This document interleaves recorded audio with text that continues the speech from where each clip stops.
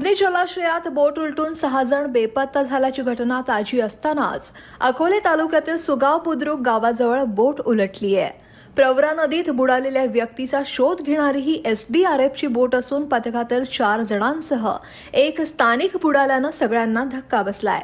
नेमकं काय झालं तर काल बुधवारी नदीपात्रात 2 जण पोहण्यासाठी आले असता ते दोघेही बुडाले। त्यातील एकाचा मृतदेह सापडला तर दुसऱ्याचा मृतदेह शोधण्यासाठी एसडीआरएफच्या टीमला बोलावण्यात आलं। एसडीआरएफच्या पथकाकडून सकाळी 6 वाजल्यापासून शोधकार्य सुरू होतं आणि त्याच वेळी दुर्दैवानं एसडीआरएफची बोट पाण्यात उलटली।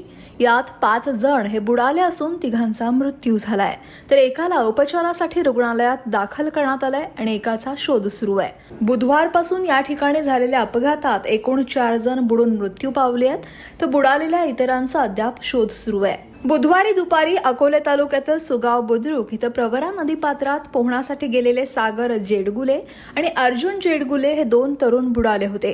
त्यातील सागर जेडगुलेचा मृतदेह कालच सापडला तर अर्जुनचा शोध सुरू होता पण काल त्यासाठी यश आलं नाही। या तरुणाचा शोध घेण्यासाठी नाशिक इथल्या आपत्ती व्यवस्थापनाचं पथक हे गुरुवारी सकाळी घटनास्थळी दाखल झालं। या तरुणाचा तपास सुरू असतानाच शोध पथकाची बोट उलटली आणि पथकातील 4 आणि स्थानिक युवक गणेश देशमुख असे 5 जण बुडाले।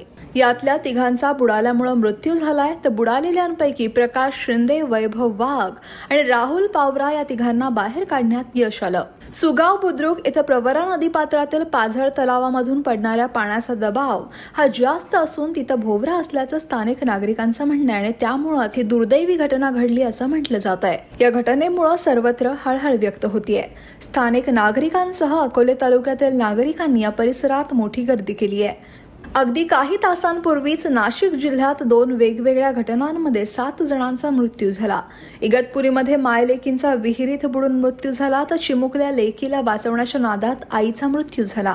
तर नाशिकमध्ये भावली धरणात मामा आणि 4 भाच्यांचा एका पाठोपाठ बुडून मृत्यू झाल्याची घटना घडली आहे। पर्यटनाचा आनंद घेतल्यानंतर धरणाच्या पाण्यात डुबकी मारण्याचा निर्णय त्यांच्या जीवावर बेतलाय आणि त्यामुळेच गेल्या 2 दिवसात पाण्यानं घेतलेला जीव महाराष्ट्राला हादरवून टाकणार आहे।